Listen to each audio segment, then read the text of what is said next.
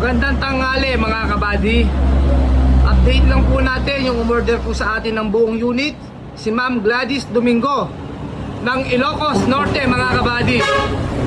Ganyan po yung mga customer natin, puro malalayo mga kabady. Papalitaw ko po sa inyo yung in-order ng unit, ginagawa na po sa under chassis mga kabady. Yan po. Papakita ko po sa inyo kung paano po kami nag-under chassis kay Kabady Works po or kay Jun Kembao mga kabady. Umpisaan po natin sa likod mga kabady. Yan po. Papakita ko po sa inyo. Nagpalit na po kami ng mga busing sa likod. Lahat po ng busing sa likod mga kabady, bagong palit po lahat yan. Nag-add na rin po kami ng mga welye po, para automatic po yan kay Kabady Works, para maganda po yung tayo ng entry natin. Hindi po siya kagad nagta-take off, wala pang karga mga kabady. Advantage po tayo dito kay Kabady Works po. Ayan. Ganyan po kami tumira sa mga under chassis po. Pagdating naman po sa mga preno mga kabady, pinalinis ko na po lahat yung apat na preno na yan. Bago po yung mga wheel cap, yan. Pati po yung sa loob po, pinalinis ko po lahat yan. Hindi lang basta-basta yung wheel cap, pati yung mga backing plate po. Kahit buksan nyo po sa loob, malinis na malinis po yung mga backing plate nyan. Di po kami kasi nag-edit ng mga video po. Gusto po namin mga live po lahat to. Ayan, pati po mga gear oil, na-check na rin po yan mga kabady. Ganyan po tayo mag-restore dito kay Kabady Works po.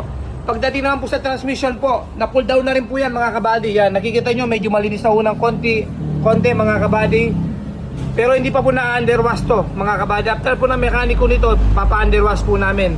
Sa transmission naman po mga kabady, mga specs po natin dyan, puro bago po lahat. Bago po yung pressure plate, bago po yung clutch disc, bago po yung pilot bearing, bago po yung release bearing, bago po yung clutch fork mga kabady, pati yung operating clutch nya, bago din po mga kabady.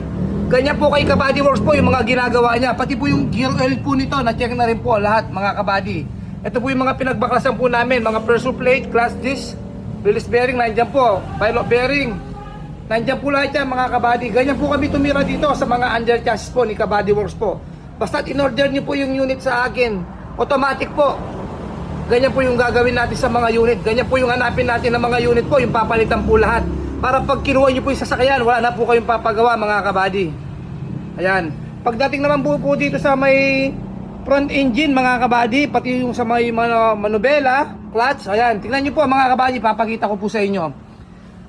Pati po yung sa preno po dito mga kabady, puro tagas po yan dati. Yan. And then lininis po ng mekaniko natin, pinagtyagaan po yan. Napaka-tyaga po ng mekaniko natin, si Bapang Willie po. Shoutout sa iyo Bapang Willie, maraming salamat sa pagtsatsaga sa paglilinis ng mga L300 sa under chassis. Ayan, tinatsaga niya po lahat. Shoutout sa iyo Bapang Willie, pati yung mga clutch, wala na po mga wego yan mga kabady. Pati po yung cambio nito, nagawa na rin po ni Bapang Willie mga kabady. Ganyan tayo tumira dito kay Kabady Works, hindi basta-basta lang po tayo sa under chassis. Yan. Pati po mga bearing dito sa harapan po, naripak na po yan mga kabady. Ball joint, tie rod, na-check na po, center post, idler, lahat po. Kumpletong-kumpleto, basta gawang Kabady Works po yan. Pagdating naman po dito sa may timing belt po, yan, papakita ko po sa inyo. Kanina po, nakikita po to, kulay itim po lahat to, sa may timing belt po. Wala ka makitang aluminum sa loob po dito. Alos, puro langis po sa loob, yan. Lininis na po ni Bapang Willie yan, yung mekaniko po natin nito kay Kabady Works po, yan. Bago po siya magre-reseal, yan. Ayan po yung ngitim sa baba po, yung dumi po. Ayan o, napakarami po. Ganyan niya po lininis ni Bapang Willie po sa loob ng mga timing belt. Bago po kami magre-reseal, yan, pinapalinis ko muna ulat sa kanya o, mga kabady.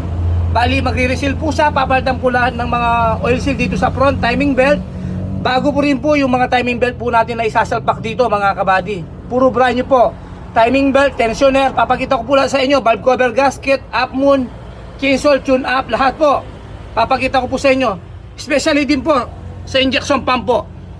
Hindi pa po nakakalibrate yan, hindi pa po na-engine wash, baka sabihin nyo po madumi pa po yung makina natin. Automatic po kay Kabady Works po, advantage po tayo dito. Papakalibrate ko po kagad itong mga injection pump natin kasama yung mga nozzle natin. Kahit naka-aircon ka po dito, napakaganda yung hatak ng mga makina natin. Kasi po, pinapakalibrate po natin yung mga injection pump, mga kabady. Pag nag-aircon po tayo, naglo-load dyan yung mga makina natin. Automatic po yun na naglo-load kasi medyo mabigat po yan. Kaya ako, bossing, nag-advantage po kami na pinapakalibrate ko po lahat ng mga injection pump, pati mga nozzle po. Ganyan po sa atin dito kay Kabady Works po. Basta umorder po kayo sa akin, lahat po gagawin po namin, mga kabady. Ito po mga specs na papakita ko po sa inyo, mga gamit na papalitan po namin. Yan. Mga timing belt po, puro brand new po yan, dalawa po. Ayan, papakita ko po sa inyo. And then, sa may power steering pan belt po, puro brand new din po yan mga kabady. Pagdating naman po sa alternator, dalawa po. Brand new din po yan mga kabady. Saan ka pa? Kay Kabady Works ka na. Halos palit lahat mga kabady. Ayan po, may oil filter po tayo, puro bago. Big po yung gamit natin, hindi ordinary. Pati po yung fuel filter natin, big din po yung tatak mga kabady. Napaka-quality po. Napaka-solid, basta Kabady Works po ang ginagawa natin.